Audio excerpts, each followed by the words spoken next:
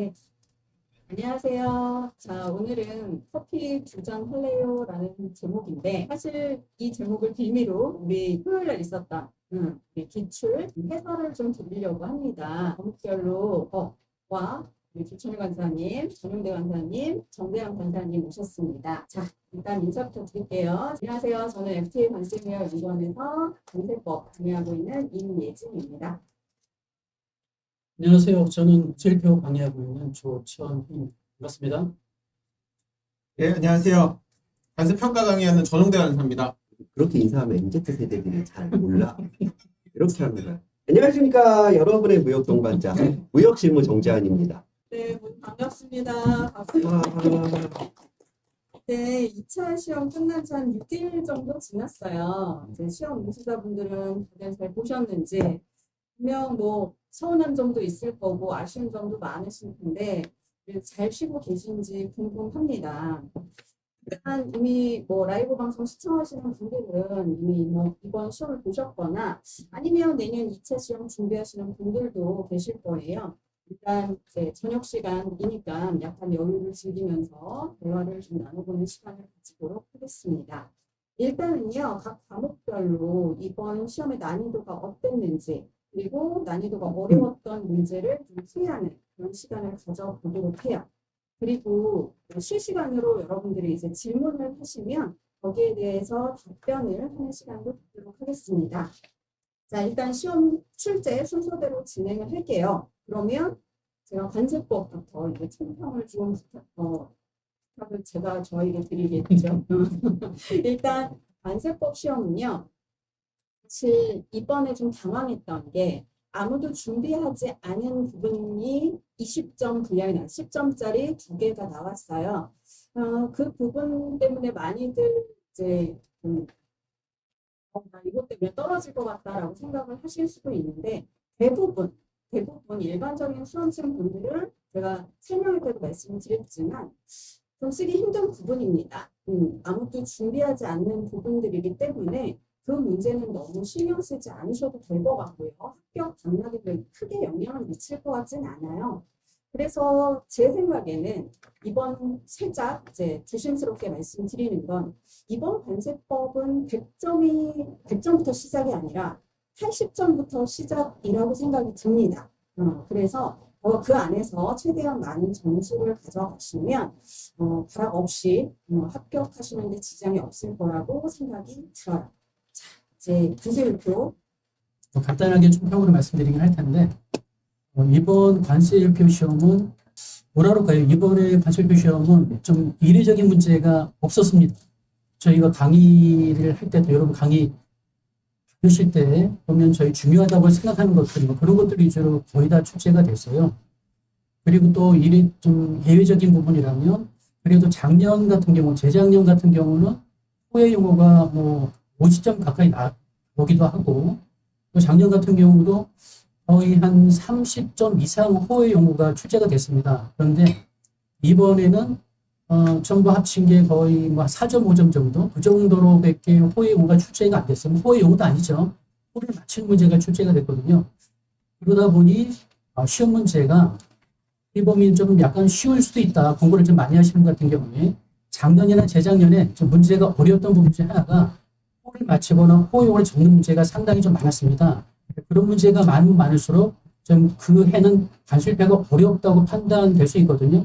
하지만 이번에는 호용어를 맞춘 문제가 뭐 5점도 안 되는 그런 부분이기 때문에 나머지는 전부 다 주기정을 묻는 문제고 주기정도요. 거의 대부분 중요하다고 생각하는 것들 지금 화면에 띄운 거 보시면 1번 문제 같은 경우 15부 주규정, 뭐 통칙, 79류 소주 같은 경우도 뭐 15부 주어 같은 경우는 합금의 분류규정이죠. 통칙 6은 소의 분류규정, 소주 1번 같은 경우는 아연이라든가 아연 합금의 분류규정이고 뭐 이런 일반적인 규정들, 뭐 일반 공부를 많이 하셨으면 저희가 볼 때 일반적이라고 볼 수 있을 것 같아요. 다 중요하다고 생각할 만한 것들, 뭐 별표나 삼각형 쳤던 뭐 그런 것들 대부분 출제가 됐고요. 다음에 또 하나는 작년에도 그랬지만 올해도 마찬가지로 이렇게 저희 평판 디스플레이 모듈이라든가 스마트폰 같은 2022년 작년에 신설된 그런 품목들이 이번에 다시 한번 또 출제가 됐습니다. 그런 관련되는 주규정 85류 주 5랑 85류 7도 그런 문제였고요. 그러다 보니 뭐 개정된 내용은 다 중요하다고 생각을 하시고 또 대부분 준비를 많이 하시거든요. 그러다 보니까 이번 문제는 좀 고득점이 많이 나올 것 같다. 호를 많이 물었다면 조금 점수가 낮아야 될 것 같긴 한데 이번에는 호를 묻는 문제가 거의 없고 주규정 위주로 묻는 문제가 그것도 중요한 것 위주로 묻는 문제가 출제가 됐기 때문에 이번 시험 문제는 좀 무난하다라고 평가가 되지 않을까 싶습니다.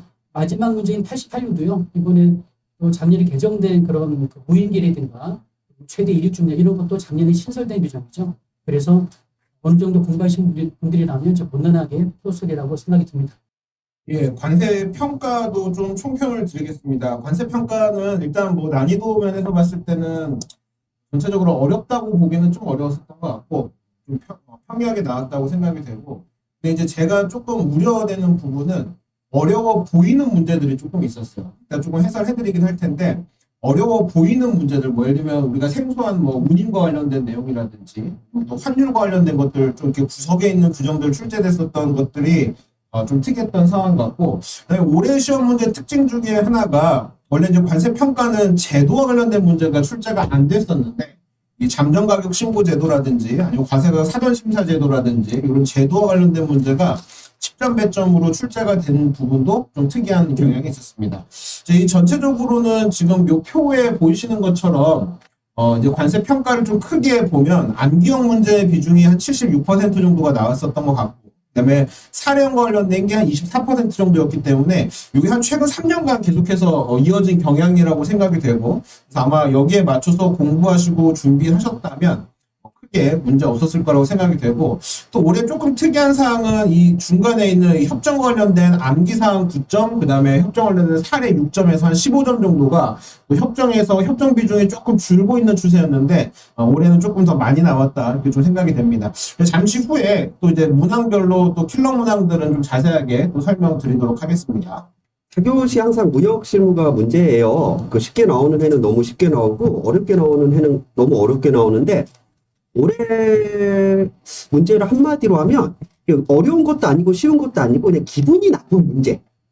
그러니까 중요도와 상관없이 철저하게 그 채점자가 채점하기 편하기. 사실 그래도 좀 문제를 낼 때 생각을 해보면, 그러니까 수험생 입장에서 이거는 중요하니까 공부를 했겠구나, 요런 건 좀 알아야 되지 않겠구나, 이런 비중을 좀 잡고 문제를 내야 되는데 그런 고민이 전혀 없이 그냥 문제 내고 싶은 데서 문제를 낸 것 같아요. 이제 채점하기는 굉장히 편할 거예요. 그리고 그 과목 이제 이름 바꿔야 됩니다. 이렇게 무역실무 아니죠. 무역법규예요. 요 몇 년 사이 실제 100% 법규에서만 출제되고 있습니다. 물론 그 이유는 무역실무 이론에서 문제가 나오게 되면은 채점하기가 너무 어려워요. 이렇게 써도 맞고 저렇게 써도 맞고 또 모범 답안에 없는 그 내용이 있으면 이게 또 맞는 거지 틀린 거지 교수님이 검증해서 또 채점을 해야 되고, 그러다 보니 사실 문제를 보고 좀 저도 기분이 나빴어요. 이런 식으로 문제 나오면 도대체 뭘 공부하라는 건지도 모르겠고 우리가 왜 그래야 되는지도 모르겠고, 사실 이렇게 해서 합격을 하게 되면 이제 공부를 많이 하고 머리가 좋은 사람인 건 맞아요. 머리가 좋고 공부를 많이 했으니까 합격을 했겠죠. 그런데 과연 훌륭한 관사의 자질을 갖고 있느냐라고 하면 이제 관세사의 자질하고는 전혀 관련 없는 그런 문제인 것 같습니다. 그래서 이런 식으로 문제 내면은 이제 합격자를 뽑아서 이제 무역실무 교육을 새로 시켜야 될 것 같습니다. 이제 올해는 또 넘어갔고 이제 내년부터는 이제 내년 시험에 대비해서 사실 기존에 출제되지 않았던, 거의 출제되지 않았던 인코텀제 A1, 2, 3, 4, 5, 6, 7, 8, 90, B1, 2, 3, 4, 5, 6, 7, 8, 90. 그래서 이 부분이 잘 출제가 안 됐었는데 이제 이 부분이 이제 명백하게 이제 시험 범위가 됐다라는 거.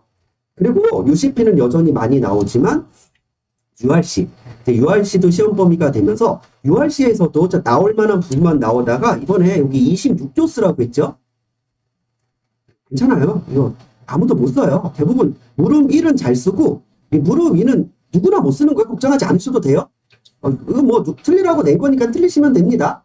사실 뭐 26조는 맞았는데 요걸 틀렸으면 좀 무서운 사람이고요. 그건 좀 무서울 것 같아. 무섭잖아. 이게 딱 그거야. 수능에서 수학에서 킬러 문항만 다 맞히고 10등급 받는 사람. 그런 느낌이에요. 그리고 문항 3도 크게 문제가 없었죠. 요 부분만 제가 기출 해설로 이제 해드릴 겁니다. 그리고 다행인 건 이제 대외무역법과 외국환 거래법에서 이제 고시는 시험 범위가 아니구나 라는 게 이제 거의 99% 확정이 됐어요. 사실 대외무역법이야 그렇다 치더라도 외국환 거래법에서 고시 공부하는 것 때문에 너무 부담을 가졌잖아요. 하지만 이제 올해를 끝으로 고시는 이제 안 봐도 되겠구나. 이 정도면 사실 안 나온다라고 보는 게 맞고, 자, 또 하나 대무역과 외국거래법이 굉장히 쉽게 나오기는 했지만 중요한 순서대로 나온 건 아니에요. 그리고 이제 문제로 낼 수 있는 건 안 중요한 데에서도 낼 수가 있겠구나. 특히 고시보다는 이제 시행령을 이제 공략해야겠구나. 측면으로 접근하시면 될 것 같고, 뭐 한마디로 하면은 그냥 문제가 기분이 나빴다. 이걸로 말씀드리고 싶습니다. 네, 전체적으로 모든 과목이 뭐 쉬운 과목도 있었고, 그 다음에 좀 지역적인 문제들로 우리 수험생분들을 좀 곤란하게 한 그런 문제들도 있었던 것 같아요. 이런 과목별로 좀 사실 난이도에 있어서는 항상 매년 어떤 과목은 좀 쉽고 어떤 과목은 좀 어렵게 출제되고 했던 거는 매년 비슷했던 것 같습니다. 자, 그러면 이제 난이도가 좀 어려웠던 문제나 우리가 좀 짚어봐야 되는 문제를 풀어보는 그런 시간으로 한번 넘어갈게요. 일단 저 관세법부터 한번 검토를 해보도록 하겠습니다. 자, 일단은 제가 뭐 킬러 문제를 풀어볼까 했었는데 사실 저번에 아까도 말씀드렸듯이 이 관세법 문제 같은 경우에는 정말 아무도 보지 않는 부분들에서 문제를 10점짜리를 2개를 출제를 했기 때문에 그 부분은 사실 별로 의미가 없을 것 같아요. 일단 가장 궁금하셨던 문제는 문제 1번이라고 생각이 듭니다. 왜냐하면 이 문제 1번에 특히 물음 1번이 관세법에서 이제 유일하게 20점짜리로 출제가 됐는데 얘 같은 경우는 어디까지 서술을 해야 되는지 질문하시는 분들이 많았어요. 일단 물어보는 게 심사청구 기간, 심사청구 절차, 심사청구서 보정, 그 다음에 심사청구가 집행에 미치는 효력, 이거를 각각 설명을 하는데, 자, 문제 끝까지 보셔야 돼요. 단, 관세법에 규정된 것에 하나인데요. 그 말은 관세법 시행령이나 관세법 시행 규칙은 서술 대상이 아니라는 거예요. 관세법 시행령, 특히 보정 같은 경우에는 시행령을 써야 되냐고 질문을 하셨는데 쓰실 필요 없습니다. 배점이 없어요. 왜냐하면 이 문제 자체에서 관세법에 규정된 것에 하나 이렇게 했기 때문이죠. 그래서 이 문제부터 물음부터 보면 일단 심사청구 기간은 이제 121조에 나오는 규정을 다 쓰셔야 돼요. 제가 항상 말씀드렸던 게 이렇게 목차를 주는 것처럼 보이는 문제지만 세부 목차는 안 준다. 그렇죠? 지금 제기 기간, 그 다음에 이의 신청을 거친 다음에 심사 청구를 하는 경우, 우편 제출을 했을 때, 그 다음에 천재지변 등의 사유로 청구 기간이 연장되는 경우, 이 경우에 대한 세부 목차는 절대 주지 않았죠. 그래서 이 세부 목차를 여러분들이 다 구성을 해주셔야 되고요. 이 세부 목차는 언제나 내년에도 중요할 것이라고 저는 생각이 듭니다. 그 다음에 심사청구 절차, 우리 122조를 쓰는 부분인데 얘도 역시 세부 목차가 이렇게 5가지가 있어요. 그래서 심사청구서를 제출을 하고 이 계산을 어떻게 하는지 2번을 못 쓰신 분들이 많으실 거예요. 그 다음에 여기에 대해서 의견서가 왔다 갔다 하죠. 이런 것들을 다 심사청구 절차로 보셔야 돼요. 사실 이 122조 제목 자체가 심사청구 절차입니다. 그래서 절차라고 해서 뭘 서술을 해야 되는지 고민하실 필요가 전혀 없어요. 법 구성과 세부 목차를 알고 있으면 서술 범위를 충분히 판단을 하실 수 있을 거라고 생각이 듭니다. 그 다음에 123조가 심사청구서의 보정인데 얘 같은 경우에도 시행령에 있는 거는 서술하실 필요 없고요. 보정 기간이 어떻게 되는지, 그 다음에 얘는 보정 방법을 규정하고 있어요. 좀 특이하죠? 서면으로 보정을 할 수도 있지만 관세청에 직접 출석을 해서 말로 할 수도 있어요. 말로. 그래서 이것도 이제 수업 시간 우리가 좀 특이한 보정 방법이라서 체크를 했었죠. 그리고 이 보정 기간은 아까 우리가 121조에서 봤던 이 심사청구 기간, 여기 심사청구 기간에 산입되지 않기 때문에 이것까지 서술을 해주셔야 됩니다.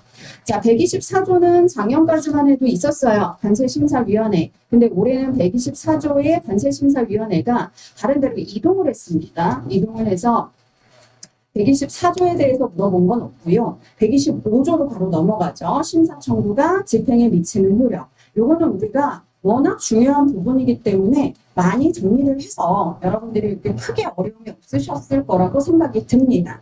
그래서 지금 물음 1번에서는 요 내용들을 다 서술을 하시면, 세 번 목차까지 다 서술하시면 크게 득점하시는데 어려움이 없으실 거라고 생각이 듭니다.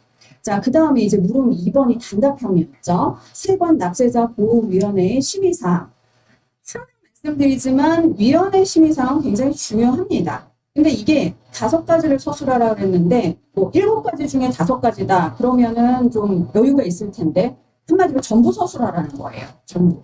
그래서 요 관세 조사 범위를 확대해야 되는지 말아야 되는지 요거 심의하고요. 그 다음에 관세 조사 기간 연장되는 건 사실 납세자가 싫어해요. 그래서 그 납세자가 이거에 대해서 관세 조사를 일시 중지해달라. 그럼 아니면 아예 중지해달라. 이거 요청에 대해서 심의를 할 수 있고요. 그 다음에 또 위법 부당한 관세 조사 자체에 대해서 혹은 관세 조사는 괜찮은데 세관 공무원이 그 관세 조사 중에 위법 부당한 행위에 대해서 납세자가 이 조사는 이러하니 멈춰달라 요청할 수 있습니다. 그 다음에 장부 일시보관 기간 연장할 수 있고요. 그 다음에 5번째 제가 그 밖에 기타 이런 식으로 나오는 거 배점 분명히 있으니까 꼭 가져가세요 라고 말씀을 드렸죠. 얘는 기타 그 밖에 고충 민원 처리 등 뭐 이걸 꼭 안 쓰시더라도 요 후반부 내용 있죠. 요 후반부 내용을 쓰시면 득점에 크게 무리가 없으실 거라고 생각이 들어요. 자, 이렇게 해서 문제 1번을 보시면 되는 거고, 그 다음에 사실 문제 2번은 해설을 드린다기보다는 여러분이 모두 분노하셨던 이 1번, 물음 1번, 그렇죠? 특정 물품 면세 18가지가 있는데 그중 12호를 줬습니다. 그리고 그 12호에 따라 시행 규칙에서 규정하고 있는 증표, 관세가 면제되는 증표, 이거야, 이거. 여기서 5개를 써야 돼. 이걸 중개하는 사람이 누가 있냐고요. 진짜 흥분하고 화가 나가지고. 요거는 진짜 누가 봐도 쓰지 마세요. 너 이거 몰랐지? 캐나다 생각한 사람 되게 많아요. 왜냐면 1호기 때문에 보긴 보거든요. 캐나다 어쩌고 했는데 요 답을 못 쓰게 되면 득점을 할 수가 없죠, 사실은. 그래서 요 9개 중에 5개를 쓰는 문제인데 요거는 쓰시는 분들이 그렇게 많지 않으실 거예요. 그래서 너무 이것 때문에 마음 아파하지 않으셨으면 좋겠습니다. 물론 이번은 종교용품, 자선용품, 장애용품 면세 대상인데 얘 같은 경우에는 제가 생각하기에는 특히 자선용품의 정확성이 떨어지는 경우가 있을 거예요. 이게 정확하게 서술하기가 조금 힘들어. 우리가 여기에 대해서는 기증만 막 신경을 쓰거든요. 1차에서 못 벗어난 학습 방식이죠. 그래서 이런 걸 보시면 아시겠지만 여기서 못 쓰면 이거는 점수가 남들보다 떨어집니다. 그래서 2차에서는 항상 말씀드리지만 특히 법 과목은요. 정확성을 무시하시면 절대 안 돼요. 내가 나의 언어로 해석을 한다든가 내가 나만의 규정을 만든다거나 이런 식으로 하셔서 채점자를 설득하려고 하시면 실패고요. 그렇게 하지 마시고 항상 정확하게 법령을 암기하실 수 있도록 준비를 해주셔야 됩니다. 자, 문제 3번 같은 경우에도 지금 이거는 다들 준비하는 건데 논란이 됐던 게 이제 물음 3번이에요. 사실 물음 1번 같은 경우에도 이거는 그 압수에 대해서 여기저기 흩어져 있잖아요. 우리 규정들이 거기에 대해서 쓰는 건데 얘도 지금 303조예요. 303조인데 여기 보시면 요 규정하고 요 규정이 시행령입니다. 얘는 그냥 관제법 내용을 서술하라 할지 뭐 시행령, 관제법 시행령, 관제법 시행규칙 제외하란 말 안 했죠. 제외할 때는 문제 2번에 물음 2번처럼 이런 식으로 시행규칙은 고려하지 않음 이렇게 얘기를 해요.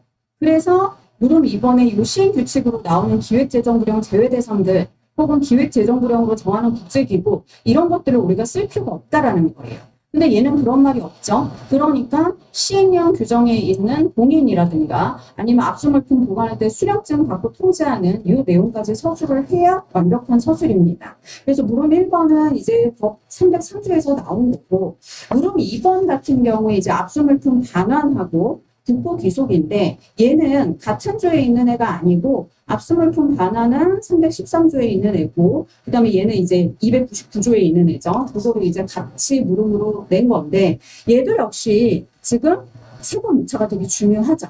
그쵸. 요 4번에 해당하는 압수 물품에 대해서 관세 그 반환을 해줄 때 관세가 미납된 경우라면 징수하고 반환한다라는 내용까지 써주셔야 완벽한 답안이 되는 거고 국고기속은 많이 준비했어요 우리. 사실 여기서도 국고기속이 나오죠. 그러니까 압수 물품이 국고기속이 되는 경우가 크게 이렇게 얘랑 두 가지인데 그거를 같은 물음에서 물어본 거예요. 물음 2번에서. 그 다음에 이제 물음 3번이 이제 이게 지역적이냐 아니냐를 가지고 말씀들을 많이, 이제 질문들을 많이 하시는데 제 개인적인 생각으로는 지역적인 문제가 아니라고 생각이 듭니다. 미안하지만 위원회 제척 사유라든가 위원회 해임 해촉 사유 같은 경우에는 지금 얘 물음은 관세 범칙 조사 심의위원회를 가지고 물어봤지만 뭘 가지고 물어보든 간에 비슷한 답안이 나와요. 왜냐하면 특이한 위원회, 조세 판매장 특허심사위원회라든가 그런 경우 빼고는 제척 사유나 해임 해촉 사유가 거의 동일하다고 보시면 돼요. 특히 관세 체납 정리위원회는 조금 더 추가되는 해임 해촉 사유가 있기는 한데 그런 특이한 애가 아니라 일반적인 위원회는 제척 사유, 해임 해촉 사유가 거의 비슷하다라는 거죠.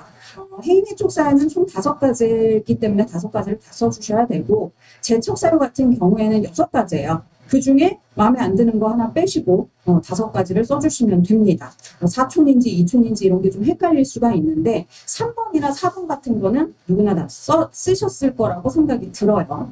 그 다음에 문제 4번 얘도 지금 물음 1번이 제가 지역적인 문제 라고 말씀을 드렸던 것 중에 하나가 얘입니다. 이거는 출제 범위가 어디예요? 우리 관세법 13장 보칙이에요. 보칙. 근데 보칙에서도 법률이 나온 게 아니고요. 시행령이 나온 겁니다. 물품 취급 시간이 아닌 때 물품 취급할 때는 통보서 제출을 해야 되는데 생략 대상 5개를 써요. 요 7개 중에서 5개 쓰는 거거든요. 근데 1번 쓰신 분들은 좀 계세요. 왜냐하면 우편물은 관세법에서 주로 뭔가를 생략하는 경우에 많이 들어가 있거든요. 그래서 찍은 거지. 근데 그것도 실력이라고 말씀드렸어요. 찍은 게 아닙니다. 그래서 관세법을 공부하다 보면 내가 모르는 문제라도 관세법 상식으로 분명히 서술할 수 있는 문제들이 나오니까 여러분 끝까지 모른다고 빈 답안을 만들지 마시고 뭐라도 쓰려고 노력하시는 모습이 필요하다라고 생각이 들어요. 자, 이번에 환특법도 역시 그냥 10점짜리로 나왔는데 얘는 누구나 다 준비하는 그런 그냥 평의 문제가 나왔어요. 일괄납부 업체에 대해서 이제 세관장이 담보물 요구할 때 종류 4가지 쓰고 담보 제공 절차. 그 담보 4가지는 사실 총 6가지가 있는데 5, 6번을 쓰는 것보다는 요게 낫지 않겠습니까? 그렇죠? 5, 6번을 쓰려면 사실 그냥 신용보증만 쓰면 대점을 다 가져갈 수가 없어요. 신용보증 무슨 신용보증인데. 그래서 이 근거법을 써주셔야 되거든요. 그래서 사실 이런 서술 방식에서는 이런 간단한 단답형을 쓰시는 게 훨씬 더 이득이에요. 이걸 쓴다고 5번, 6번을 쓴다고 점수를 더 주는 건 아니니까. 그리고 이 담보 제공 절차. 제공서 제출하는 건 기본적인 절차죠. 그리고 포괄담보와 개별담보 얘기까지. 그래서 사실은 세부사항 규정에 대해서 담보 제공이라든가 해제에 대한 절차, 나머지 기타 필요한 사항은 관세청장이 고시로 정한다라는 규정도 있기는 합니다. 자, 어쨌든 이런 식으로 지금 관세법이 출제가 됐는데 제가 말씀드렸듯이 지금 물음 2가지, 요거 문제 2번에 간면에서 나왔던 요 특정 물품 증표, 그 다음에 13장 보칙에서 나왔던 요 통보서 제출 생략 대상, 요거는 너무 신경 쓰지 않으셔도 될 것 같아요. 요거 외에 나머지 문제들을, 물음들을 잘 서술하셨다면, 크게, 마음 아파하실 일 없으실 거라고 생각이 듭니다. 점수 혜택에 그렇게 문제가 되지 않으실 것 같아요. 나머지를 잘 서술을 하셨다면. 자, 수고하셨습니다. 그러면 우리 관세율표 보도록 하겠습니다. 관세율표 같이 한번 이제 분석을 좀 해보도록 할게요. 화면 다시 한번 띄워주시겠어요? 이번 저희 총 문항 문제 총 4개 중에 쭉 분석을 해보니 약간은 그래도 조금 고민되고 어떻게 써야 될지 좀 생각을 해야 될 문제가 문제 1번에 물음 3번 이 부분이죠. 왜 그렇게 말씀드린 이유가 뭐냐면요. 위에 사례가 이번에 그 관련된 교회 관련한 문제가 나왔습니다. 근데 이제 그 문제 자체에서 표시가 되어 있죠. 그 6단위 수호가 표시가 되기 때문에 내가 생각해서 수호를 적는 게 아니라 그 중에 해당하는 6단위 수호를 맞히는 문제거든요. 그래서 근거 규정은 또 물음 2번에서 적어서 기술하면 되기 때문에 따라서 물음 3번 같은 경우는 물음 2에서 기술한 내용을 가지고 인용해서 6단위를 맞히는 문제입니다. 그러다 보니 실제 쓸 내용이 그렇죠. 수호주 1호 과목에 의해서 합금하지 않은 아이언으로 판단이 되죠. 그리고 6단위 수호기 때문에 통칭6이 적용되고 따라서 이 품목은 네, 그 제시된 문제에서 7901 1이죠. 7901 1에 99.99% 미만인 것으로 분류됩니다. 즉 적자면 간단하게 매출 한 3, 4, 5줄이면 적을 수 있는 분량인데 그런데 15점 배점이 됐어요. 그러니까 이 부분에 대한 고민을 좀 많이 하실 것 같습니다. 그리고 또 한 문제는 뭐냐면 문제 4번인데 문제 4번 같은 경우도 88류 주 1호랑 다음에 88류 수호주 1호, 2호 무인기 규정 요거 일반적으로 즉 위에서 제시된 문제 기준으로 봤을 때는 배점이 제가 볼 때는 한 5점 정도 배점 분량이거든요. 2번 같은 경우도 한 5점 정도 배점 분량입니다. 그런데 각각 10점, 10점 됐다는 얘기는 조금 너무 과하게 배점이 됐다라고 생각이 들어요. 그렇다면 이거를 어떻게 적어야 될지, 즉 문장 하나나 단어 하나나 정확하게 완벽하게 적어야 10점 만점을 받을 수 있지 않을까 생각이 들고 소호주 1번, 소호주 2번도 마찬가지입니다. 주규정 있죠. 그대로 소호주 규정 그대로 똑같이 경영집과 똑같이 그 내용 그대로 적어야 10점 맞지 않을까 싶어요. 그래서 이런 문제 같은 경우에 보통 이제 공부를 꾸준하게 하신 분들 같으면 주규정을 적되 조금 더 추가적인 내가 공부한 거를 티를 내고 싶잖아요. 그러다 보니 관련되는 내용도 추가적으로 많이 적지 않았을까 예상이 됩니다. 예를 들면 18년 주일 무인기를 적지만 880부터 4단위호까지도 하나하나 적으신 분이 꽤 되실 것 같고요. 또 무인기의 해설서 내용도 좀 추가적으로 적지 않았을까 예상이 됩니다. 그래서 이제 국민과리가 되는 부분이 이 부분이죠. 배점은 많은데 쓸 내용은 많지 않은 이런 문제가 이번에 어떻게 보면 약간의 관건이 될 것 같다. 얼마나 정확하게 적느냐 그리고 또는 이 문제가 제시된 것 외에 다른 내용을 적었을 때 배점이 과연 얼마나 될지 이 부분이 관건이라고 예상이 듭니다. 말씀드린 것처럼 문제 1번에 3번도 그러한 문제 중에 하나고요. 다음에 문제 2번 같은 경우는요. 이 문제를 보자면은 이렇게 돼 있죠. 자동자리 처리 기계, 그다음에 평반식 모듈, 스마트폰 이런 것들의 4단위로 각각 수시라고 돼 있어요. 그리고 1, 2, 3, 4가 나오고 각각 그 제시되는 문제 꼭 다시 한번 열어주시겠습니까? 문제를 보면요. 네, 문제를 보면 이렇게 돼 있죠. 포용호 여기도 포용호 다음에 스마트폰도 포용호 나와 있습니다. 그리고 제시된 문제는 뭐냐면 4단위로 쓰시라고 돼 있거든요. 그럼 배점이 1점이에요. 하나당. 그렇다면은 이 문제는 4단위로 쓰시오라고 했기 때문에 4단위만 맞춰도 1점 배점이 될 것으로 예상이 됩니다. 그런데 여기 호용호라고 적혀 있다 보니 아마 또 많은 분들이 호용호까지도 적으셨을 것 같아요. 근데 제가 봤을 때 이 문제는 이 호용호의 의미는요. 847 호의 용어가 이 문장이 들어가 있다. 그리고 평반칠의 모듈 8524의 평반칠 모듈이라는 이 문장이 호의 용어에 들어가 있다는 뜻이고요. 스마트폰도 호의 용어에 스마트폰이 이번에 개정되면서 호의 용어에 추가가 됐죠. 하지만 1번 같은 경우는 디스크 기억 장치라는 것 이거는 호의 용어에 나오질 않습니다. 그러다 보니 호의 용어라는 이 단어를 집어넣지 않았다라고 판단이 되거든요.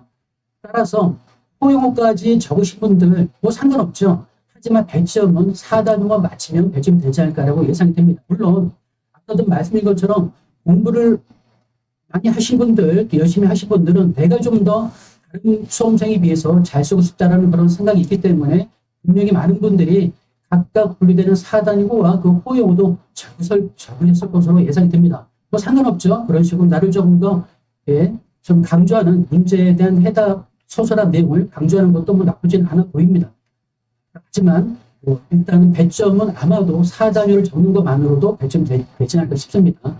나머지 문제는 다 일반적인 주기적 문제고요. 말씀드린 것처럼 85류 중5 같은 경우는 스마트폰, 주치는 평판 스펙 모듈, 최근에 개정된 그런 주요 주기정들이죠. 그래서 작년에도 그랬지만 올해도 마찬가지고요. 내년도 그럴 수 있습니다. 최근에 개정된 주기정, 용어라든가 이런 내용은 반드시 체크가 필요하다고 말씀을 다시 한번 강조드리고요. 네, 그리고 다음에 이제 주 3번은 물론 육부주의 28일 이거 다 적으셨죠? 뭐 육부주의가 워낙 중요한 문제라 관수협에서 가장 품목 분류가 우선시 되는 거죠. 그리고 또 이 방사성 물질 관련해서는 이번에 그 후쿠시마 오염수 문제로 이슈화가 된 품목이기 때문에 물질이기 때문에 그 모의고사 때도 한번 다뤄봤던 거로 기억하고 있고요. 꼭 한번 봐야 될지 최근에 이슈화된 것들은 문제가 나올 만합니다.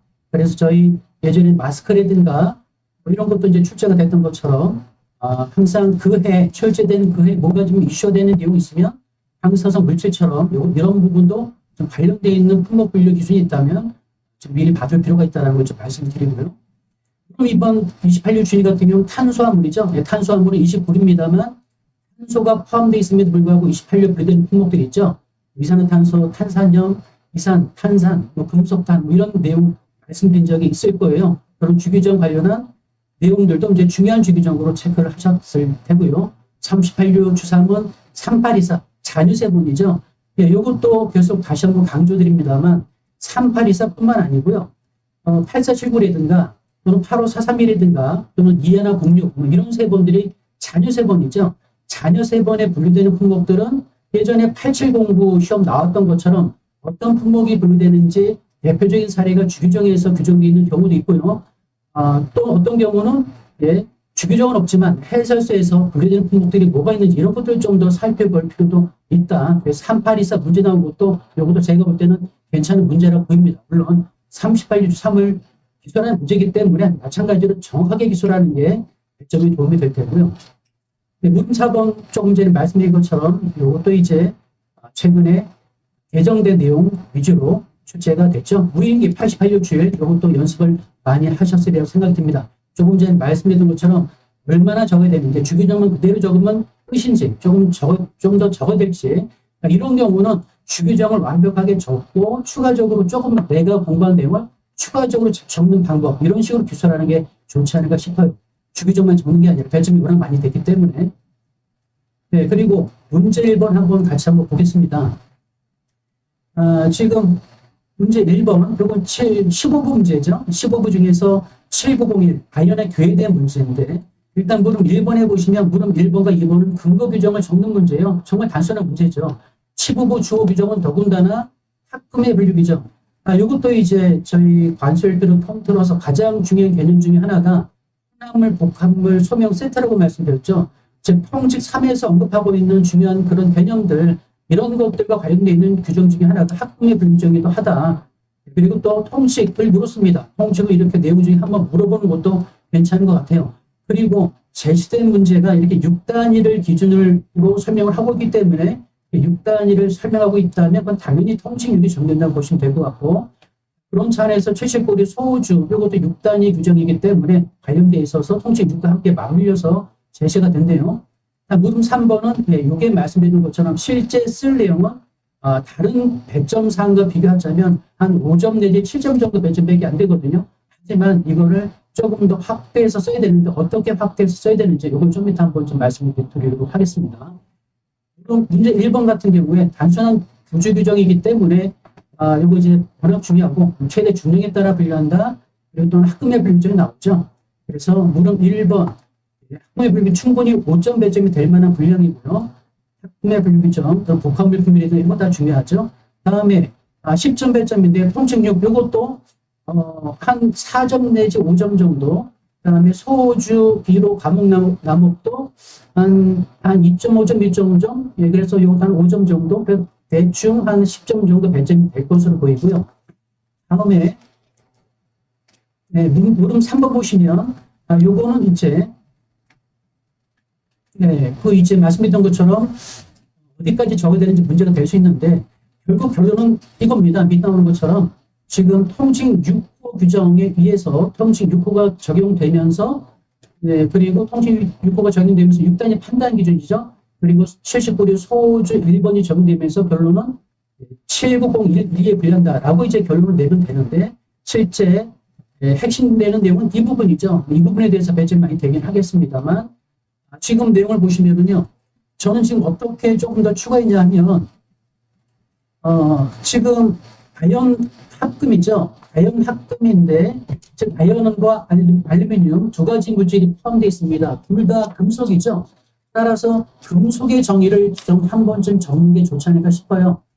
즉 아연이나 알루미늄은 금속이다라는 게 15부 주 3에 나와 있죠. 그래서 관련되어 있는 주규정을 최대한적으로 끌어보자. 왜? 배점이 많이 됐으니까 그것만 문제가 요구하는 것만 핵심적으로 적으면서 추가적으로 그것만 적기는 좀 너무 좀 부족한 것 같고요. 추가적으로 다른 내용들. 두 번째 보시면 15부 주 과목 여기도 아연의 합금도 결국은 합금이죠. 그래서 15부 주 5의 과목에 나오는 비금속 합금의 불규정과 그다음에 알루미늄 포함되어 있으니 또는 알루미늄 포함되어 있으니 이것도 아연 합금에 해당되기도 하죠. 그래서 16, 15부 주 6호에서 규정하고 있는 합금의 불규정도 같이 적으시면 비금속의 정의와 그리고 합금의 불규정이 두 가지도 추가적으로 적는 게 좋지 않을까 싶습니다. 다음에 이런 15부 주규정과 함께 통칭 6에 적용되는 이유는 6단이기 때문에 적용이 당연히 될 텐데 통칭 6에 의해서 설명되어 있는 규정이 뭐냐면 같은 수준의 소호들만을 서로 비교할 수 있다는 걸 조건으로 하죠. 따라서 6단위는 6단위끼리 비교해야 됩니다. 그 근거 규정이 바로 통칭 6의 내용이죠. 그래서 여기 설명 적혀 있는 것처럼 7901의 같은 수준의 소호 790112, 790112, 790120 그래서 제시된 문제가 6단위로 기재되어 있었죠. 그래서 그런 호들이 세 가지가 나와 있습니다. 6단위끼리 비교한다. 이게 바로 통칭 6에 적용되는 이유겠죠. 그리고 이것을 적용해야 됩니다. 그리고 다음에 79리 소지로 과목에서 합금하지 않은 아연의 교준이 79.5% 이상이죠. 그리고 다음에 아연 합금은 79리 소지로 나목에 의해서 기타 원소 함유량의 합계가 2.5%를 초과해야 됩니다. 그런데 지금 제시된 품목은 아연이 98%고요. 알루미늄이 2%죠. 따라서 97.5%를 초과하죠. 그렇다면 이거는 합금하지 아연의 범위에 포함이 됩니다. 그래서 790120이 아니라 7901쪽으로 분류를 해야 되죠. 그러니까 이런 내용을 설명을 하면 되는 거죠. 그래서 합금의 불규정이 해당되지 않는다라는 거는 이제 또 기타 3일의 합계가 2.5%를 초과해야 아연 합금인데 알루미늄 함유량이 2%밖에 안 되기 때문에 당연히 이거는 합금하지 않은 아연으로 분류할 수 있다. 그렇다면 7901 중에서 또 함유량이 제시된 물질은 아연 함유량이 98%죠. 그런데 7901-1과 1, 이 두 가지로 구분되면서 7901-12에 보면 99.99 미만인 것이 분류하도록 규정되어 있으니 결국은 7901-12에 분류된다라고 결론을 내시면 됩니다. 그래서 7901호에서 아연의 교회가 또 특혜가 되어 있죠. 그러니까 이런 내용들, 소주 규정이 적용되고 이런 내용들이 통치 6이 기본적으로 적용되는데 또 통치 6에 보면 이런 내용이 있죠. 위에 모든 통치고 준용한다고 되어 있습니다. 즉 통치 6을 적용하면서 통치 1도 적용이 당연히 되겠죠. 통치 1과 통치 6이 적용돼서 7901-12에 분류가 됩니다. 그러다 보니 통치 6과 79류 소주 1만 적기는 조금 부족해 보인다. 그래서 위에 모든 통치고 준용한다고 통치 6에 명확하게 나와 있으니 부주 규정인 15부 주 규정도 추가적으로 기재하는 게 기술하는 게 좋지 않을까 생각이 들어요. 그래서 이런 식으로 조금 더 범위를 확대해서 적는 게 좋지 않을까라고 생각이 듭니다. 다음에 지금 그 문제가요. 계산해 봤더니 주규정이 76점, 호용어가 4점, 통치기 5점, 그리고 아까 말씀드렸던 뭘 써야 될지, 분량을 얼마나 써야 될지가 좀 애매한 게 15점이 배점이 됐어요. 그러니까 이 부분이 이제 관건입니다. 이 부분을 과연 여러분이 얼마나 확대해서 적을지 또는 핵심만 적었을 때 그걸 어디까지 인정해 줄지 이런 부분이 좀 고민이 될 부분인데 제가 볼 때는요, 이 물음 1번이 사례형 문제죠.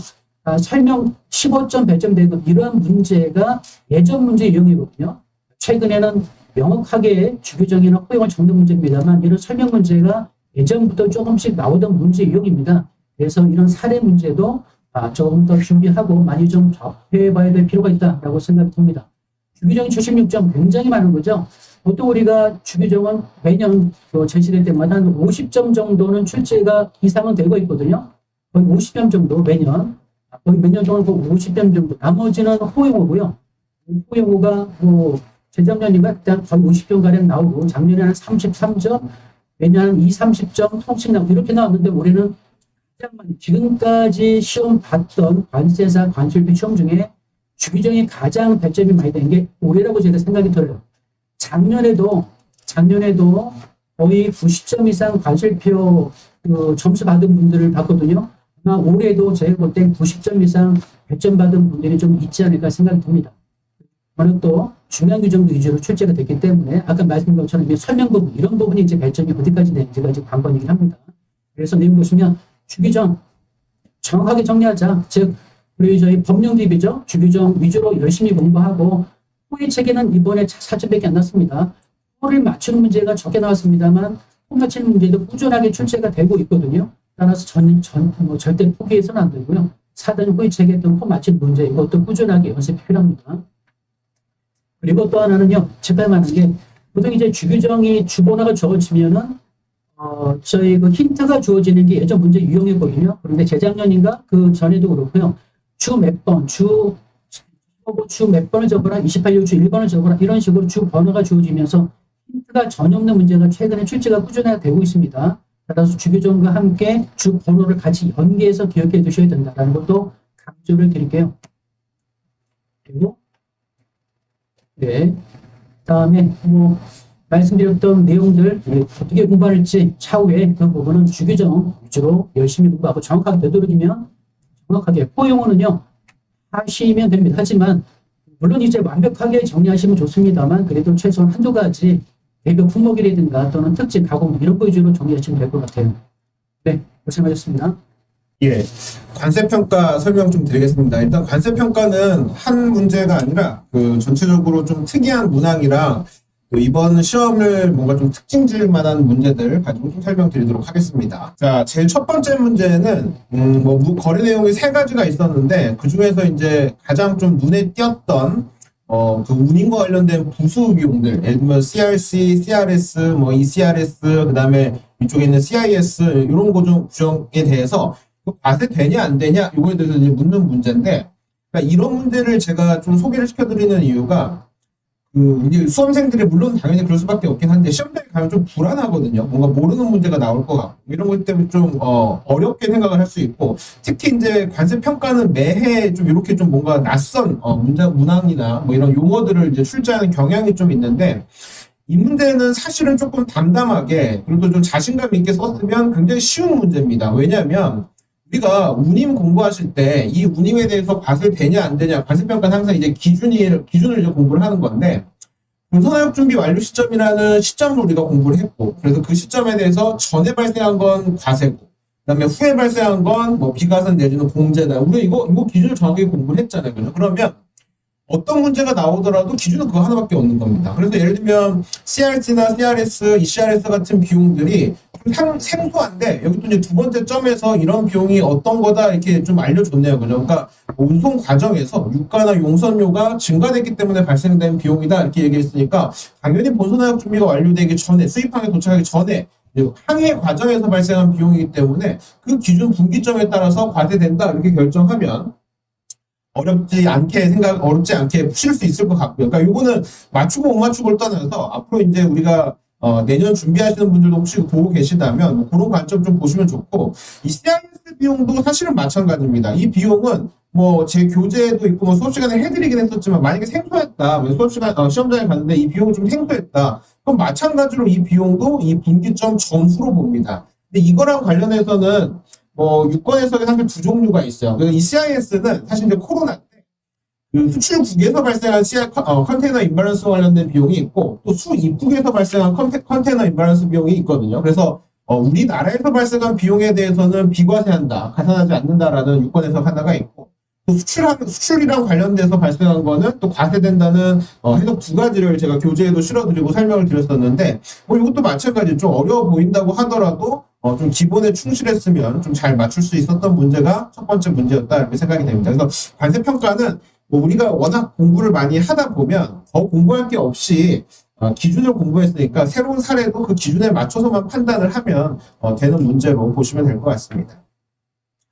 근데 이번은 권리 사용료와 관련된 문제가 출제됐었는데 이것도 이제 협정 베이스로 한 출제된 문제였고 그중에서 제가 이제 물음 1의 양가로 1번 문제 가지고 조금 설명드리려고 하는데 이거 이제 재현 생산권과 관련돼서 굉장히 구체적인 사항들 물어봤습니다. 이 오른쪽에 있는 얘 19.1에 있는 이 네 가지 사항, 우리 법에는 없지만 협정에 있는 사항들 항상 출제 가능성이 있다고 말씀드렸고 올해는 좀 특별히 쪽집 특강 때도 제가 강조해드렸던 부분인데 이게 그대로 출제가 됐죠. 그래서 이 문제는 일단 우리가 학원에서 뭐 쪽집 특강이라든지 뭐 개정 특강이라든지 이런 거 많이 진행을 하는데 그런 거 있으면 꼭 참석하시면 사실 수업에 굉장히 많이 도움이 될 거라고 생각돼서 이것도 한번 꼭 그런 입장에서 제가 한번 설명을 다시 한번 드립니다.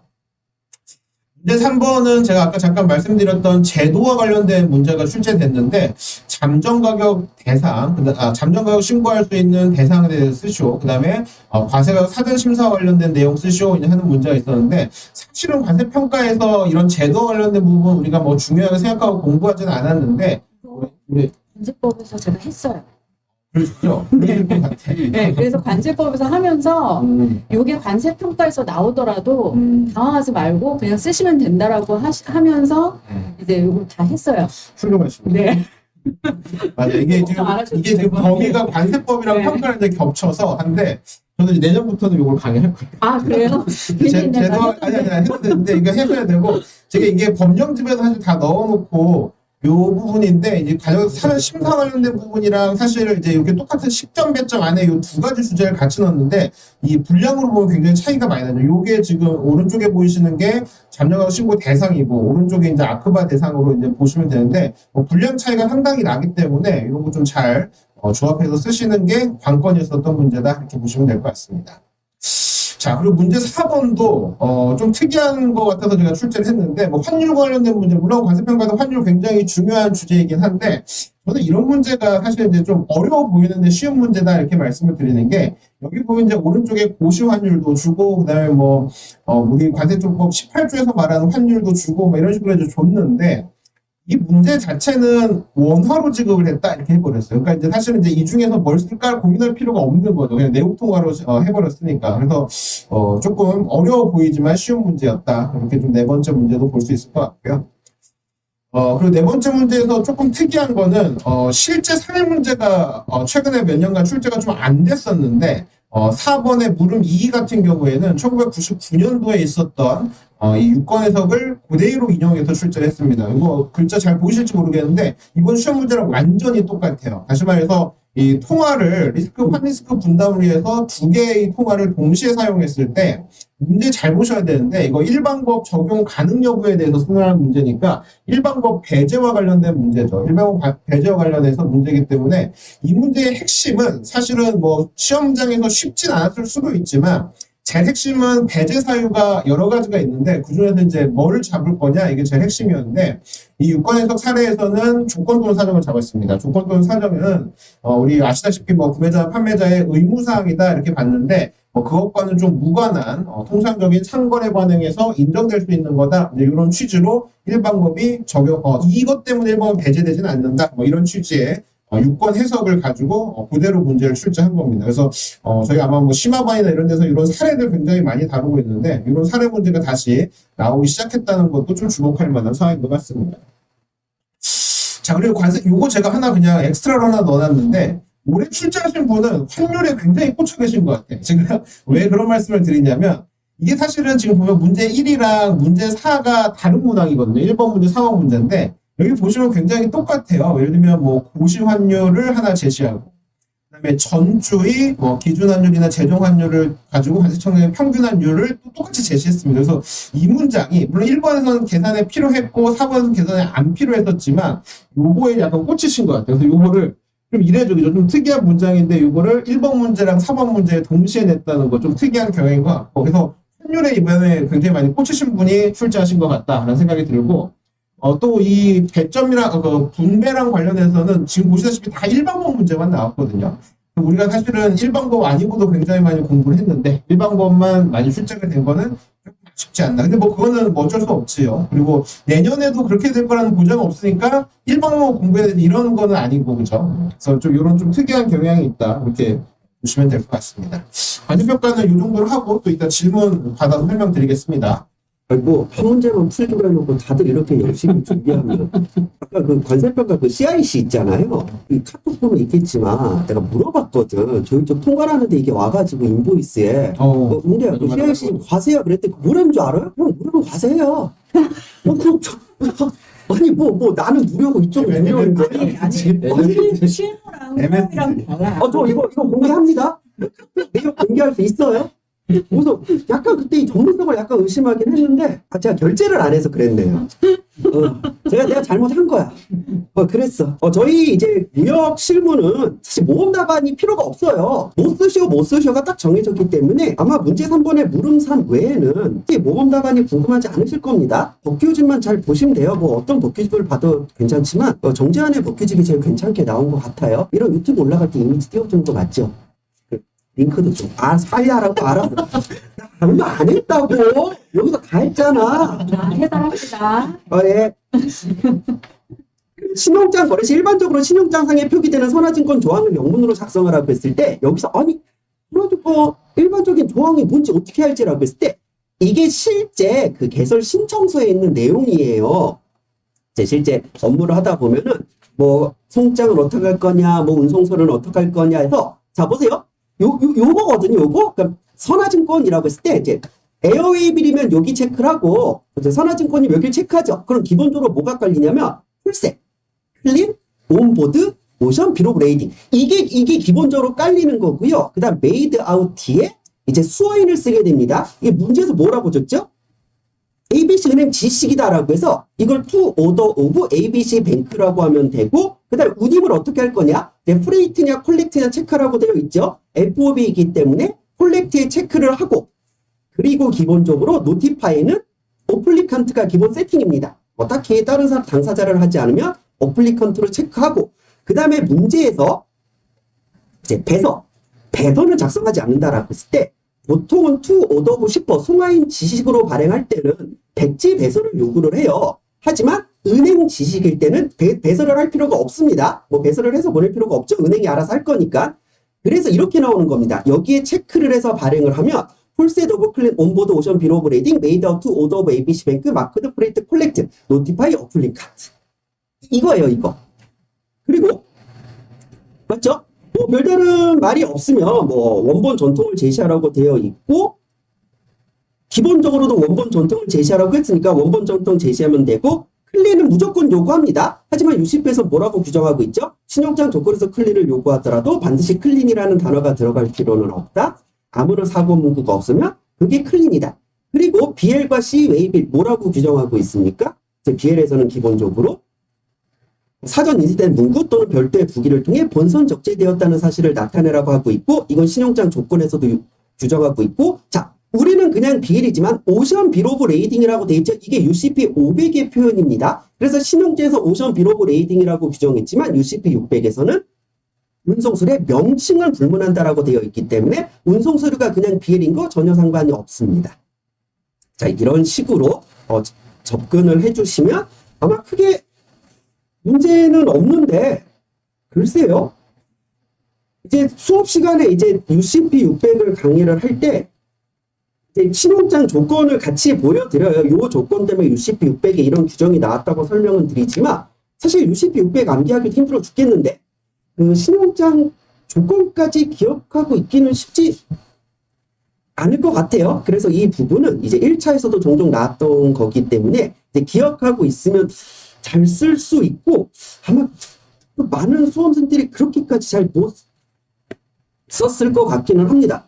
일반적으로 신용장에 표기되는 선화증권의 조합을 영문으로 작성하고 이게 어려웠던 거죠. 보통은 영문으로 주고 그걸 해석하시오라고 하면 쉬운 거지만 문제가 조금 그냥 기분이 나빴어. 푸는 나도 기분이 별로 안 나빠. 그냥 기분이 나쁜 문제네. 알고 보면 아무것도 아닌데 같은 말을 해도 꼭 이렇게 기분 나쁘게 하는 사람들이 있어. 이게 친구 없다 분명히. 내가 보니까 이거 교수님이 출제하다가 원래는 이렇게 영문으로 주고 해석하셔 이렇게 문제 내려고 하다가 막 출제하는데 전화가 온 거지. 아빠 미워하면서 딸이 가출한 거예요. 아마 기분이 나빠진 상태에서 출제하지 않았을까. 사실 좀 기분이 많이 나쁘네. 그렇게 푸는데 가정사까지 이렇게. 아무리 교수님 딸이 가출을 해도 그렇지. 네. 수험생 인생을 이렇게 사실 내 말을 왜 끊어? 사실 부분이고요. 우리는 30분 했잖아. 나 이제 5분 했거든? 30분, 25분 지금 보내놓게. 네. 자, 문제풀이 시간을 좀 가져왔는데, 뭐, 비난하시는 분도 계셨고, 좋은 문제를 칭찬하시는 분들 계셨어요. 자, 일단은, 해설은 여기까지 우리가 하도록 하고요. 이제 다음에는 여러분들이 좀 궁금하셨던 내용들, 이런 것들 이제 Q&A를 좀 가져보려고 해요. 질문하셨던 분 중에 ATS 질문인데요. 지금 문제 1번에서 물음 3 답은 맞았어요. 근데 이제 논거를 문제에 나온 것처럼 이제 통칙 제6호랑 제70 소호주만 들었다. 그러면 반점 정도 교점이 될까요? 라고 질문을 하셨어요. 그러면 물음 1번 얘기죠. 여기 있는 근거 규정이 통칙 6에는 70불의 소호주 규정인데 이게 그 물음 2번에서 한번 쓰거든요. 그 규정을. 그 규정을 쓴단 말이죠. 그래서 물음 3번에서는 똑같은 내용을 두 번 쓸 필요는 없을 것 같아요. 그렇다면은 그리고 또 하나는 물음 3번에서 통칙 6과 70불의 소호주 규정을 적용하라고 아예 제시가 됐습니다. 따라서 일단은 중요한 것 중에 하나는 그거를 논리적으로 인용해서 즉 똑같이 쓰는 게 아니고요. 똑같이 쓰되 물음 2에서 언급한 내용을 그대로 쓰는 게 아니고 그 중에서 일부를 끄집어내서 인용하는 거죠. 그러니까 인용하면서 이러이러해서 HS 코드가 어떻게 분리된다라는 식으로 기술을 좀 해야 되지 않을까 싶어요. 그래서 문제 일단 3번을 맞췄다 하면 그래도 어느 정도 점수는 맞을 것 같습니다. 그리고 말씀하신 것처럼 뭐 근거가 통칙 6, 통칙 79의 소호주 규정이고 이거를 조금 좀 뭐랄까요 논리적으로 아까도 말씀드린 것처럼 통칙 6 중에서 소호의 분류 규정은 동일한 수준의 소호들만을 비교할 수 있다는 조건을 하잖아요. 그 내용을 한번 인용하는 거죠. 인용하면서 해당하는 79011과 11을 또는 79011, 20을 좀 비교하는 그런 설명이 좀 있어야 되겠다. 그 부분은 그런 부분이 조금 더 논리적으로 맞아 떨어진다면 그래도 반 정도는 맞지 않을까 생각이 듭니다. 그리고 이제 이번에 무역실무 답지에 길게 쓸만한 것이 없었다. 자기 답안지가 너무 짧아서 좀 당황스러우셨던 분이 계신 것 같은데. 억지로 되게 쓸게. 근데 지금 보면 과목들이 다 마찬가지로 예전에는 좀 길게 쓰기 대회, 많이 쓰기 대회, 빨리 쓰기 대회, 그래서 많이 써놓고 여기서 뭐 하나만 걸려라. 이런 추세였는데 예전에는. 요즘에는 사실 시험 출제되는 것 자체가 묻는 게 너무 명확하고 그 다음에 분량보다는 정확성이 더 중요해지고 있어요. 그러니까 분량을 뭐 나는 답안지가 많이 남았는데 몇 장 안 썼는데 이게 중요한 게 아니라 얼마나 정확하게 서술했는지가 중요한 시험이 됐습니다. 네, 여기 보시면 분기점 고려해서 답을 했어야 했는데 분기점까지 신경을 못 쓰고 과세가격에 포함된다 라고 답안만 쓰셨다. 단일 반응 결정하실까요? 질문을 하셨어요. 일단은 그 운임 관련된 문제는 오답 가능성도 있기 때문에 일단 답안 맞추는 거 굉장히 중요한 거기 때문에 답안 맞추신 거 굉장히 잘하신 것 같고 그다음에 이제 근거와 관련해서는 사실은 이제 예를 들면 과세가 된다 했으면 이제 근거가 있어야 되는데 아까 말씀드렸던 그 글씨 근거가 사실은 되게 명확하기 때문에 그것까지 썼으면 조금 더 좋은 답변일 것 같고 그다음에 근데 이제 결론이 틀렸다면 사실 이제 배점 받기가 좀 어렵겠지만 그래도 판단 맞추고 어느 정도 결론 썼으면 나쁘지 않을 것 같습니다. 뭐 기대해봐야 될 것 같습니다. 환율도 많이 헷갈리신 것 같아요. 그쵸. 이것도 우리 얼마 전에 최근에 개정된 내용이거든요. 그래서 개정된 내용이어서 제 생각에 이제 개정됐을 때 한번 봤으면 굉장히 좋은 내용이고, 그 다음에 뭐, 원래는 이제 기준환율, 재정환율은 이제 바뀌었고, 그 앞에 있는, 멘트들이 이제 뭐, 수입신고 전주의 환율이다, 이제 이런 것들이기 때문에 그런 것들 가지고 썼으면 좋았을 것 같습니다. 환율은 사실은 저는 이제 강의 때는 조금 중요하게 많이 다뤘던 부분이고, 시험한테 문제도 굉장히 많이 했었던 내용이어서 환율은 중요합니다. 왜냐하면 환율은 어떤 문제가 나오든 간에 마지막에 외화가 있으면 환율은 다시 원화로 변환해야 되는 관세 평가는. 그렇기 때문에 환율은 항상 중요한 파트라고 일단 생각하고 있습니다. 여러분들이 해임 사유, 뭐 제척 사유 이런 것들 지금 나는 똑같이 못 썼는데 이제 뭐 비스무리하게 썼다.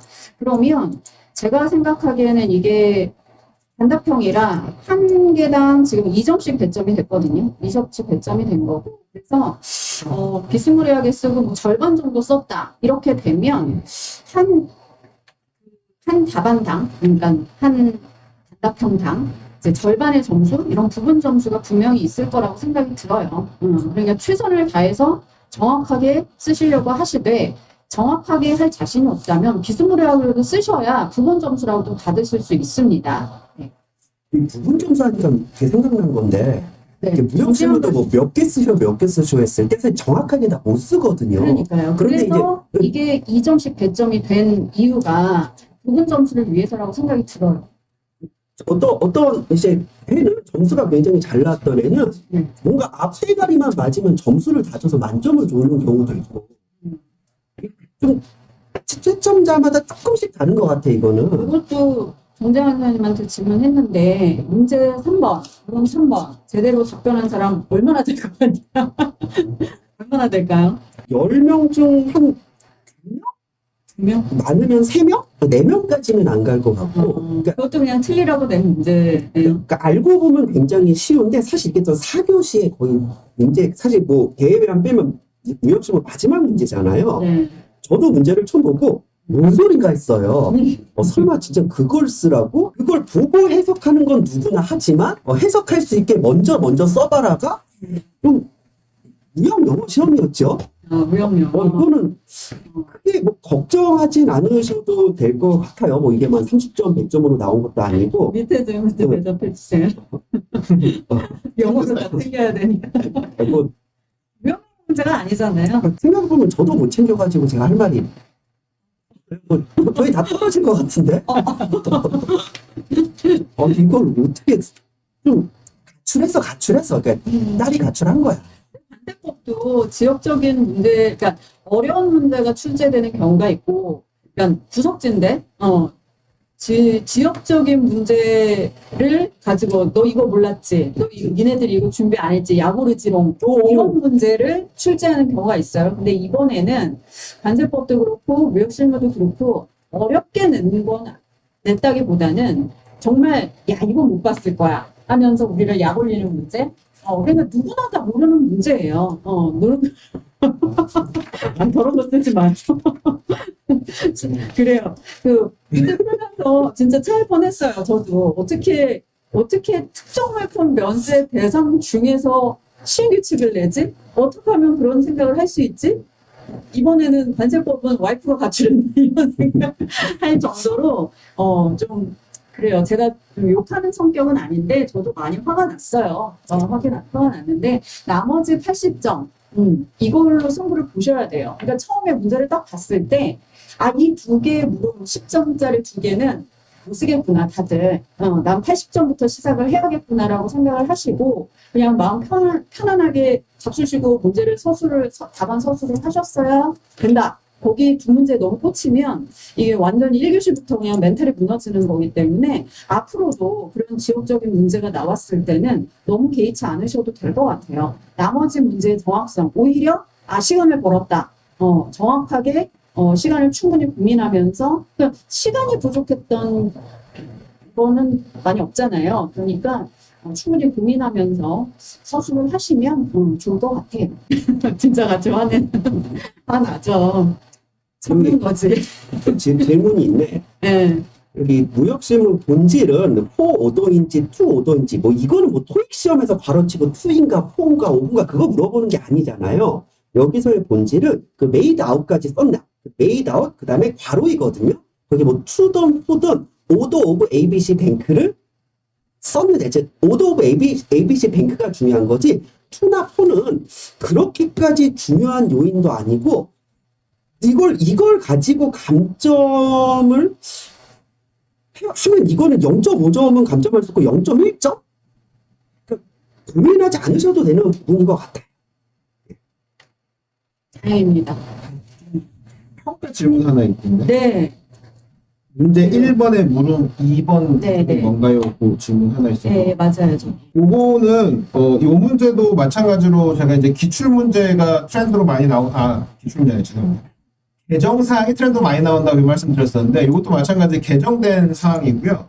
제가 아무래도 그것 때문에 정확하게 말씀드리려고 책 갖고 왔는데 고시 24조 5항의 3번 문제입니다. 고시 24조 5항에 있는 규정인데 그죠? 그 운임을 이제 갑자기 갑자기 이제 항공우선으로 바꿨을 때 그 비용에 대해서 이제 누가 분담했는지에 따라서 실제로 발생한 운임의 증가가 있었지만 그걸 고려할 것인지 말 것인지 하는 게 고시 24조에 개정된 사항이었는데 그 문제 그대로 출제된 겁니다. 네. 개정 사항이 관세 평가는 중요하다는 또 트렌드가 올해도 여전히 이어지는 것 평가도 같습니다. 그렇고 관세율표도 개정 사항. 지금 얘기 들어보니까 그러네요. 네. 항상 문제가 나오고 있죠, 개정사항이. 네. 그리고 아까 질문 하나 있었던 게, 네. 이제 이거를 좀 점수, 네, 네. 오프라인 조절할 수 있느냐. 이런 맞아요. 질문이 있었는데, 어떻게 생각하세요? 학교자 어려운 질문이긴 한데, 네. 사실 제 생각으로는 점수를 정확하게 써서 그 100점을 받으면 거기서 더 깎거나 하지는 못할 것 같아요. 네, 깎거나 하지는 못할 것 같고, 합격자가 많이 나오더라도 이제 60점 이상을 획득을 했다면 평균 그러면 합격할 수 있을 거라고 생각이 듭니다. 그래서 사실 지금 제 생각으로는 관세법이 좀 점수가 안 나올 것 같고요. 아까 무역실무 설명드린 건 무역실무도 높은 점수가 나올 것 같지 않아요. 네. HS는 아까 말씀드렸던 그 물음 1번의 문제, 물음 3번 문제 네. 1번의 물음 3번이랑 문제 4번 이런 데서 혹시라도 좀 조정이 약간 재량이 좀 있을 수 있겠다라는 느낌이 좀 들거든요. 근데 이번 시험은 제가 볼 때는 HS가 관건이 아니고요. 네. 네, 그 과목이 좀 많은 수험생들이 힘들어하지 않을까.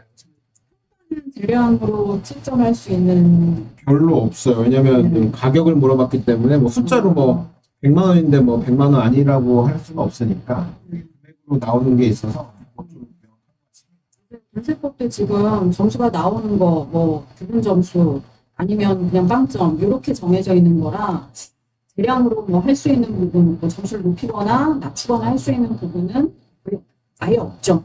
아예 없고. 그래요. 저도 아쉬운데 관세법에서 세율이랑 통과해서 문제가 안 나온다. 내년엔 나오겠죠? 지금 관세법도 뭐 5장, 12장, 4장, 그 다음에 13장, 57. 와, 이런 데서 문제가 나왔는데, 내년에는 좀 세율이랑 통과, 우리 관세사와 직접적으로 관련이 있는 그런 규정들이 좀 나오기를 저는 기대를 해봅니다. 자, 관세평가도 질문이 있는데, 예, 역시 관세평가 질문이 네. 요거 아까 그 제 설명자를 잠깐 한 번 더 띄워줄 수 있으세요? 그 윗페이 확대도 돼. 밑에 있는 박스를 좀 더 확대. 아니 그 위에 있는 오른쪽 끝에 있는 걸 확대. 자, 이거 문의 주신 게 요 사례거든요. 4번 문제 4번에 문제 4번에 물음 2가 요 케이스 가지고 그대로 출제한 거고요. 정상적인 상거래 관행이다 뭐 이런 거 굉장히 맞게 잘 쓰신 것 같고 거기에 따라서 조건 사정을 판단을 하셨으면 굉장히 좋은 거고요. 그다음에 거기에 맞춰서 이 사례는 예를 들면 환 리스크를 꼭 구매자가 져야 된다든지 판매자가 져야 된다든지 그런 건 아니고 50대 50으로 환 리스크를 분담했다 이런 건 이제 정상적인 상거래 관행으로 보여진다라고 본 거고 이 사례에서 그렇게 본 거고 그렇기 때문에 결론은 조건도로 사정에 해당하지 않는다. 정상적인 상거래 관행이다. 다시 말해서 이것을 이유로 다시 말해서 환 리스크 분담으로 결제 통화를 둘 이상 쓴 거를 근거로 해서 일반법을 배제되지 않는다라고 보는 게 정답이었습니다. 이번 유권 해석을 그대로 낸 거기 때문에 그 정답이라고 이해하셔도 괜찮을 것 같습니다. 예. 아까 환율 문제 하나 더, 환율 관련된 네. 질문이 하나 더 있었었는데 제가 아까 놓쳤던 것 같아서 하나 더 말씀드릴게요.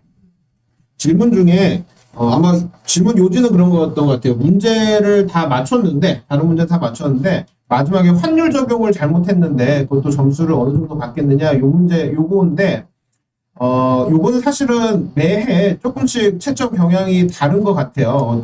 왜냐하면 어떤 해에는 그냥 과세 가격이 1원이라도 틀렸으면 그냥 0점 처리해버렸습니다. 그랬던 해도 있었고 대신에 이제 뭐 문항별로 예를 들어 운임에 대해서 이제 더하고 뺄 게 이제 여러 개 있었으니까 그거 별로 이제 부무 점수를 줘서 채점해도 해도 있었는데 최근 경향은 사실은 답이 틀렸으면 0점 주는 채점이 제 경험상 제가 이제 그 듣는 경험상은 더 많은 것 같아서 그런 부분 좀 각오하셔야 될 수도 있을 것 같고요. 대신에 이제 이 문제 같은 경우에는 워낙 이제 물어본 문항들이 많았고 그다음에 이 공선 회조료에 대해서 또 특정하게 찍어서 이거 되냐 안 되냐 이렇게 물어봤기 때문에 뭐 환율 때문에 10점 전체가 다 날아가지는 않겠지만 마지막 관세평가 사실 이제 관세 가격이 얼마입니까? 딱 물어봤는데 뭐 100만 원이다. 근데 뭐 110만 원을 썼다, 99만 원을 썼다. 그러면 틀린 답이기 때문에 조금의 점수 감점은 고려하셔야 된다라고 보는 게 좀 냉정하지만 맞는 것 같습니다.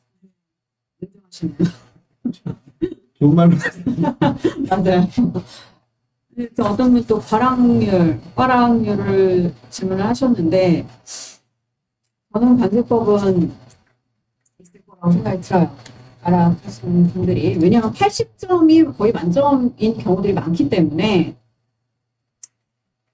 다른 과목은 100점부터 시작을 하는데, 이제 관세법은 두 문제를 90점을 제끼고 80점부터 시작을 하기 때문에, 나머지 애들에 대해서 정확도가 떨어지거나, 뭐, 물음을 아예 날려버리거나, 세부 목차를 좀 몇 개 놓치거나 하게 되면, 점수가 팍팍 떨어질 수 있는 경우라고 생각이 들어요.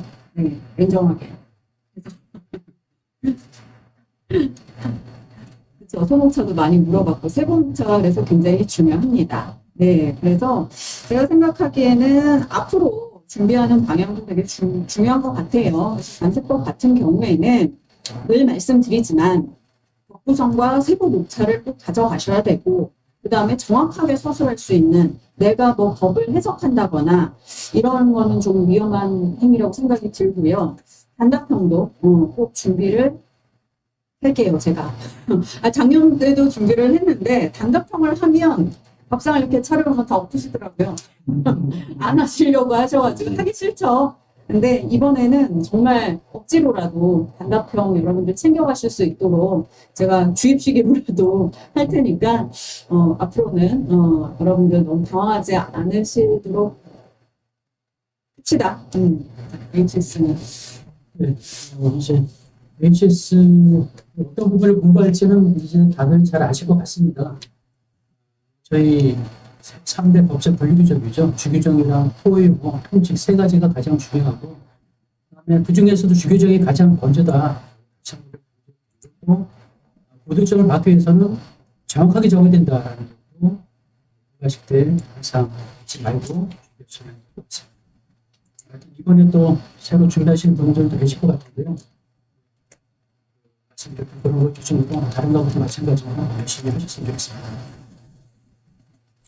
예, 일단 올해 시험 보느라고 굉장히 고생 많으셨고 뭐 지금은 좀 마음 편하게 지내시는 게 좋고 제가 이제 말씀드린 건 이제 이거 들으시는 분 중에 이제 내년을 준비하시는 분도 있으니까 좀 말씀을 드리면 관세평가는 뭐 제가 봤을 때는 저는 일단 확실하게 내년 유형까지 최근 경향을 확실하게 파악을 한 것 같아요. 그래서 뭐 사실은 예전에는 관세평가가 뭐 엉뚱한 데서 많이 나오고 할 때는 강의뿐만 아니라 뭐 다른 자료도 찾아보고 뭐 이런 분들도 굉장히 많았었는데 뭐 사실은 지금 같은 경향이면 거의 학원에서 시키는 대로 교육에서 있는 내용 중에서 강조한 내용 위주로 공부하면은 어렵지 않게 충분히 고득점 할 수 있는 경향이 좀 생겼다. 그래서 저도 사실은 조금 이제 기대를 하고 있습니다. 이제 어떻게 하면 되겠다는 생각이 좀 있어서 그런 부분을 말씀드리고 고생 많으셨습니다.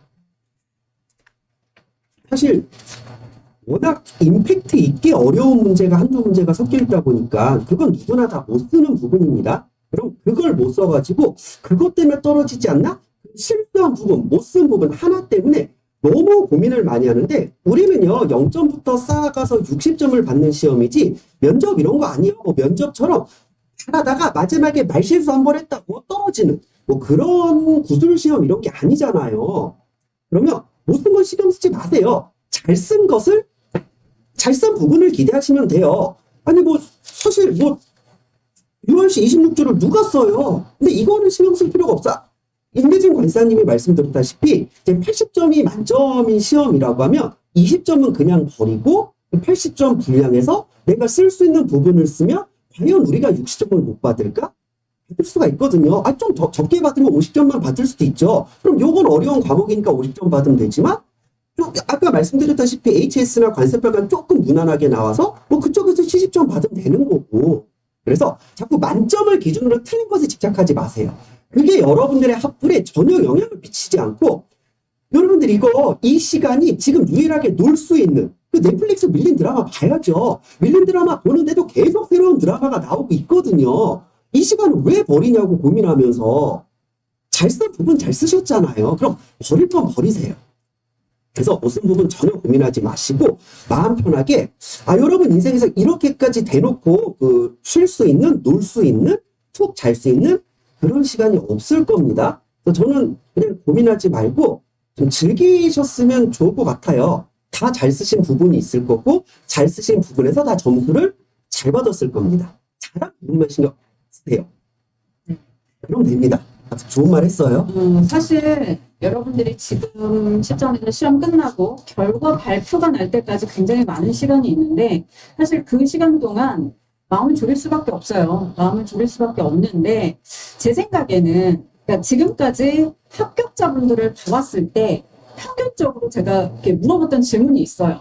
또 붙을 것 같으니 시험 끝나고 붙을 것 같으니 그러면 대부분이 저 떨어지는 줄 알았어요. 떨어질 것 같았어요. 그렇게 대답하시는 분들이 대부분 거의 90% 이상이 그렇게 대답하셨어요. 제가 어떻게 붙었죠? 그러니까 자기 답안지에 자신감을 가졌던 합격자들은 그렇게 많지 않았단 말이에요. 그러니까 뭐 나 진짜 저는 붙을 줄 알았어요 하셨던 분들이 오히려 떨어져. 그러니까 진짜 나 못 쓴 것 같은데 나 지금 나 이거 이러면 떨어질 것 같은데 이런 마음을 본인을 지금은 믿지 마셨으면 좋겠어요. 대부분이 못 썼다라고 생각을 합니다.